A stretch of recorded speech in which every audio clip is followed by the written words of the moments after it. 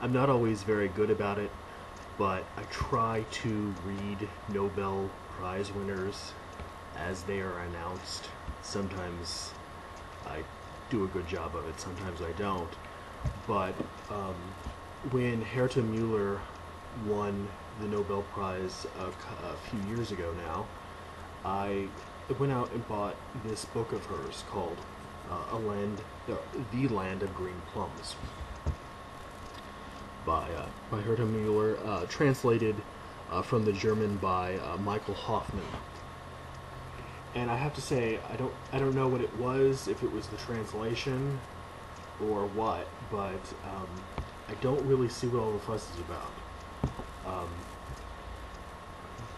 and I'll talk about that a bit below. Herta Muller was born in the German-speaking region of Banat in central Romania, and she grew up under Ceausescu. It was only in 1987, when she was 34, that she and her husband were able to settle in West Berlin. This novel is difficult to appreciate apart from Muller's personal experiences of living under an authoritarian dictatorship and having German as a first language but being forced to learn Romanian in primary school. This is Muller's third novel, and it tells the story of a group of young university students living in Ceausescu's Romania. One of the young women, named Lola, has violent sexual encounters with men in semi-public places, and the reader is sort of left to guess why she does this. Is it to satisfy Romanian officials, or does she do it for food, or is it just pure sublimation? We don't know. She ends up dead one day, found hanging in her closet, actually, under circumstances every bit as mysterious as her promiscuous sexual behavior.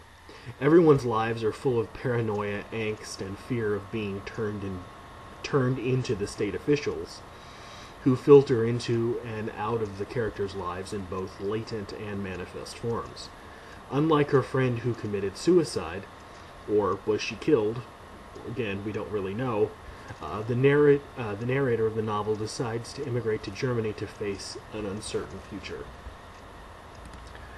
I have to admit that I had like I said, a really tough time with the novel, but not in the normal ways. It's not difficult to read, and it's not difficult to understand the historical context if you're familiar with, um, you know, Eastern Europe during, the satellite regimes.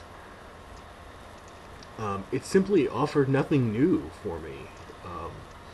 The story, the tale of the lives of a young woman and a few of her male friends seemed, with all of its realism and its verisimilitude, just seems straight out of history. Anyone that's read about Romania under Ceausescu knows about his cult of personality and the utter deprivation that his people constantly lived under, and surviving only to think possibly of one day being disappeared, quote unquote. The lives of the characters, Lola, Edgar, Georg, and Kurt, are not unfamiliar to history. In fact, thousands of people lived lives very much like theirs. The lessons this book teaches are the lessons of history, not really the ones of literature. Or maybe they are the ones of literature, except that they're so banal that we have already learned them. I have a small amount of familiarity gained solely through reading about that time and place, Ceausescu's Romania. In those books, I read of people like the major characters presented in the book, and at least for me, Muller's novel presents no added value to the history I already knew. Great fiction has to be more than littérature vérité. It needs something to bring something to the table that history can't. It needs something extra. It needs a value added, something that speaks to the human condition differently than any historical event can. And as far as I can tell, Muller's writing lacked this, at least for me. Michael Hoffman's translation is poetic enough and meditative and a bit disjointed, which I found appropriate for the tone and subject matter of the novel. I might read something else by her. I think I have a novel by her called The Appointment, which might also be translated by Hoffman, but kind of unimpressed by this, I have to say. The Land of Green Plums by Hurta Muller.